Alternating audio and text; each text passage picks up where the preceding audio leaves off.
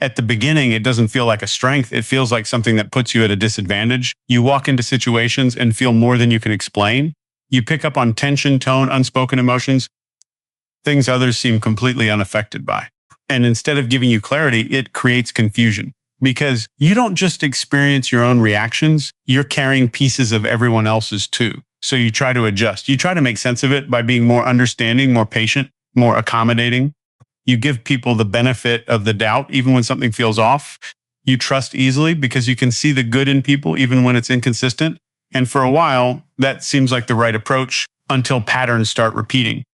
You find yourself in situations where you're giving more than you're receiving. You're understanding people who don't try to understand you. You're staying in dynamics that slowly drain your energy, but you can't immediately explain why, because on the surface, nothing looks clearly wrong, but underneath, something doesn't feel balanced. And that imbalance builds. You start questioning yourself, wondering if you're overreacting, overthinking, expecting too much. You second guess your instincts because they don't always come with clear proof, just a feeling that something isn't aligned. So instead of trusting that feeling, you override it. You stay longer. You give more chances. You try harder to make things work. And this is where it starts to feel like a weakness because the more you adjust, the more you lose track of where your limits should have been. You become more focused on maintaining harmony than protecting your own stability. You prioritize keeping things smooth over questioning whether they should continue at all. And over time, that creates a pattern of overextending, over-understanding, over-investing, until eventually the cost becomes clear, not all at once, but gradually, in the form of exhaustion, in the form of frustration that doesn't fully make sense yet, in the realization that you've been present for others in ways that haven't been equally returned. And that's when the perspective begins to shift. Because what once felt like a disadvantage starts to reveal something else. All those moments where you felt too much, you were actually noticing more. All those situations where something felt off, you were picking up on patterns that weren't obvious yet. All that understanding you gave, it wasn't misplaced. It just wasn't directed with boundaries. It wasn't that the ability itself was the problem. It was the lack of control over it. And once that realization starts to form, everything begins to change.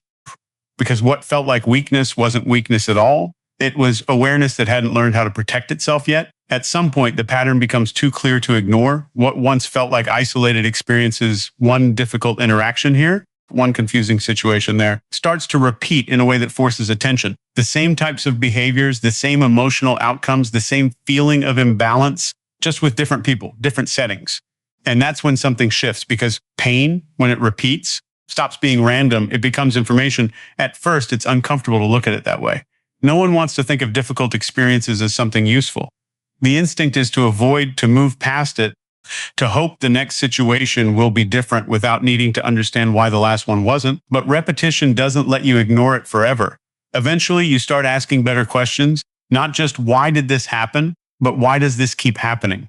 Not just what did they do, but what did I miss? Not just how do I fix this, but what pattern am I part of? And those questions lead to awareness because when you begin to look at your experiences through patterns instead of moments, everything becomes clearer. You start connecting behaviors across time. You notice similarities between people you once thought were completely different. You recognize the same emotional responses showing up in slightly different forms. And that awareness changes how you process things.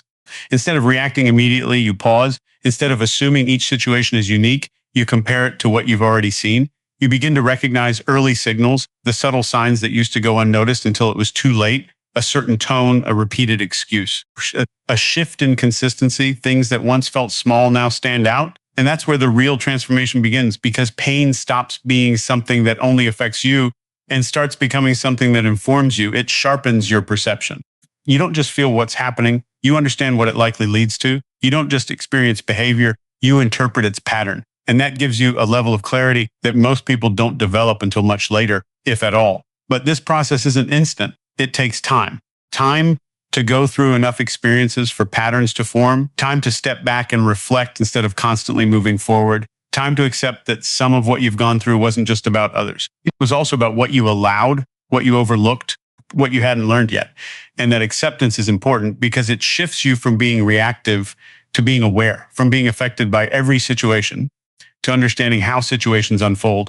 And once you reach that point, your responses begin to change. Not out of fear, not out of defensiveness, but out of recognition. You start seeing earlier, understanding faster, and adjusting sooner because what once hurt you has now taught you. And when pain becomes information instead of just experience, it stops repeating in the same way. At first, the idea of boundaries doesn't come naturally. It feels unnecessary, even uncomfortable, because when you're used to understanding people deeply, your instinct isn't to limit access. It's to create space for others. You adjust, you accommodate, you make room for different behaviors, different moods, different perspectives. It feels like the right thing to do. And for a while, it works. You maintain harmony, you avoid conflict, you keep things moving without friction. But slowly, something starts to feel off. You notice that the balance isn't equal. You're giving more than you're receiving. You're understanding more than you're being understood. You're making adjustments that no one seems to notice or reciprocate. And still you continue because setting a boundary feels like disrupting that harmony. It feels like you're the one creating tension, like you're the one changing the dynamic in a negative way. So you delay it. You tell yourself it's not that serious, that maybe things will adjust on their own, that you just need to be a little more patient, a little more flexible. But the longer you wait, the clearer the pattern becomes, because without boundaries, people don't automatically know where your limits are. They operate based on what you allow. And if what you allow is constant flexibility, constant understanding, constant availability, that becomes the standard, not because they're intentionally taking advantage, but because nothing has shown them otherwise. And this is where the shift begins, because eventually the cost becomes undeniable, the exhaustion builds. The frustration becomes harder to ignore. The realization sets in that continuing the same way will only lead to the same outcome. And at that point, something changes. Not all at once, but enough to create a new direction. You start questioning what you've been tolerating. You start noticing where you've been overextending. You begin to recognize that empathy without structure doesn't create connection. It creates imbalance. And that recognition makes boundaries necessary, not optional. Because now it's not about avoiding discomfort. It's about restoring stability. So you begin, even if it feels unfamiliar, you say no in small ways. You pull back where you used to lean in. You stop explaining yourself as much. You allow moments of silence where you would have filled the space before. And at first it feels unnatural because it goes against what you've practiced for so long. But something else happens at the same time. Clarity increases. You start seeing how people respond when your behavior changes. You notice who respects and who resists it. You see who adjusts and who expects things to stay the same. And that information becomes just as valuable as the boundary itself, because it shows you where things actually stand. Over time, the discomfort fades, not because boundaries become easy, but because they become necessary for your stability. You stop seeing them as something that creates distance and start seeing them as something that creates balance. And once that shift locks in, it doesn't go away, because boundaries learned through experience aren't temporary. They're permanent. They become part of how you operate, how you decide, how you protect your energy moving forward. And once you understand what happens without them, you stop treating them as optional. At some point, the intensity starts to change. Not because there's less happening around you, but because you're no longer absorbing everything the same way. The same environments, the same interactions, the same emotional signals are still there, but your response to them begins to shift. In the beginning, everything felt immediate. You'd walk into a room and instantly pick up on the energy. A slight change in tone would stay with you longer than it should. A conversation would replay in your mind, not just once, but multiple times as you tried to understand every layer behind it. There was no filter. Everything came in at full intensity. And because of that, your reactions were often just as immediate. You adjusted quickly, responded quickly, sometimes even changed your behavior before fully processing what was happening. But over time, something starts to develop, a pause, a small space between what you feel and how you respond to it. And that space changes everything, because once it's there, you're no longer reacting automatically. You're observing first. You're allowing the emotion to register without letting it immediately dictate your next move. You start asking quieter questions. Is this mine? Is this something I need to respond to? Is this consistent or just a moment? And those questions create distance, not from people, but from impulsive reactions. This is where emotional control begins, not by shutting feelings off, but by organizing them. You still notice these same details. You still understand the same dynamics. But instead of everything blending together into one overwhelming experience, you start separating it. You start distinguishing between what matters and what doesn't, what requires attention and what can pass without involvement. And that separation reduces the intensity, not the awareness, but the impact. Situations that once drained you completely now feel manageable. Interactions that used to linger for hours or days now pass without the same weight. You're still present, still aware, but not consumed.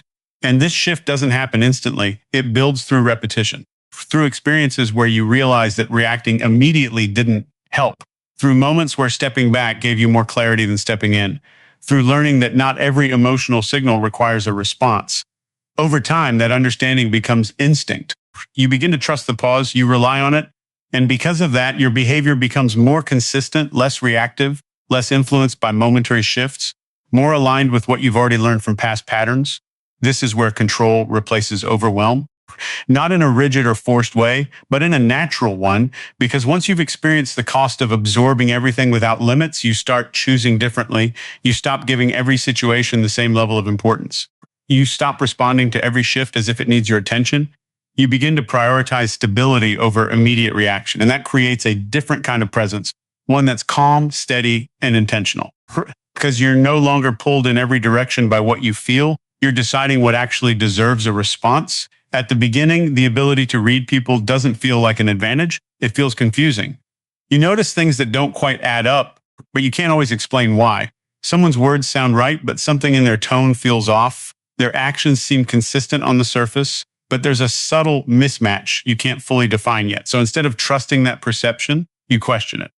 You give people the benefit of the doubt. You assume you might be overthinking, misreading, expecting too much. And because you don't have enough patterns yet to confirm what you're sensing, you override your instincts. But over time, something starts to change. As experiences repeat, those unclear signals begin to make sense. What once felt like a vague feeling becomes something more specific. You start recognizing the same behaviors across different situations, the same inconsistencies showing up in slightly different forms, and slowly, your perception sharpens. You're no longer just sensing something is off, you're identifying what it is, a disconnect between words and actions, a pattern of inconsistency that shows up over time, a certain way someone responds when they're under pressure. Things that used to feel subtle now stand out clearly. And this is where the shift happens, because what once created doubt now creates clarity.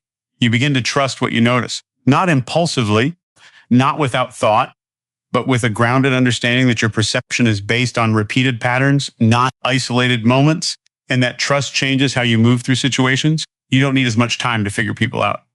You don't need multiple confirmations to recognize a pattern you've already seen before. You start identifying signals earlier before they develop into something more complicated. And that gives you an advantage, not because you're trying to outmaneuver anyone, but because you're no longer walking into situations without awareness. You're seeing things as they are, not just as they're presented. You notice who is consistent and who isn't, who follows through and who only speaks well in the moment, who respects boundaries and who tests them. And because you can see these patterns earlier, your decisions become more precise. You invest your time and energy differently. You engage where there's alignment and you step back where there isn't. You don't wait for things to fully fall apart before recognizing what they were from the beginning, and that saves you from repeating the same cycles. But this level of clarity doesn't come from theory.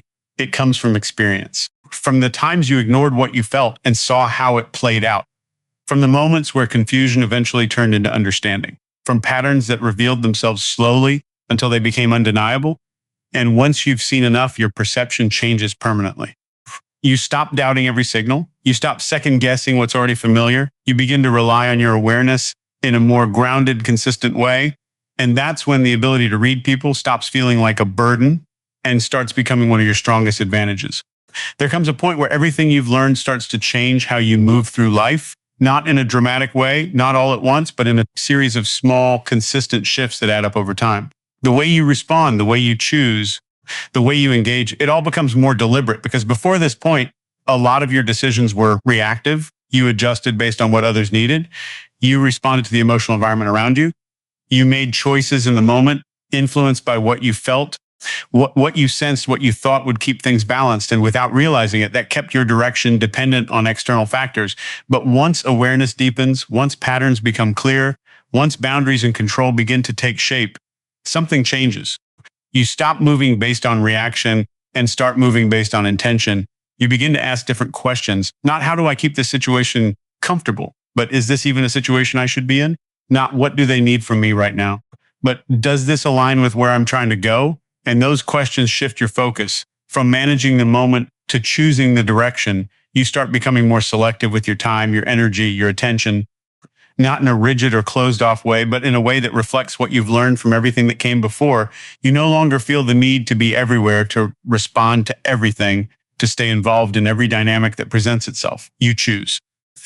And that choice creates structure, because when your decisions are intentional, your life becomes more consistent. You're not constantly adjusting to new emotional variables. You're not being pulled in different directions by every situation that arises. You have a reference point, a sense of what fits and what doesn't. And that clarity reduces a lot of the internal conflict that used to exist. You don't spend as much time questioning your decisions because they're not based on temporary feelings. They're based on patterns you've already understood. You don't feel the same pressure to explain yourself because your actions already reflect your standards. And this creates a different kind of stability, one that doesn't rely on external conditions staying perfect, because even when things shift, your approach doesn't. You stay grounded in what you've learned. You engage where there's alignment. You step back where there isn't. You invest where there's consistency. You withdraw where there isn't. And over time, that consistency builds something else, respect. Not just from others, but from yourself, because you're no longer abandoning your own awareness to maintain temporary comfort. You're acting in alignment with what you know, even when it requires stepping away, saying no, or choosing differently than you would have before. And that's where the real power comes from, not from controlling everything around you, but from controlling how you move within it. Because once you shift from reacting to choosing, your empathy stops being something that guides you blindly and becomes something you direct with purpose.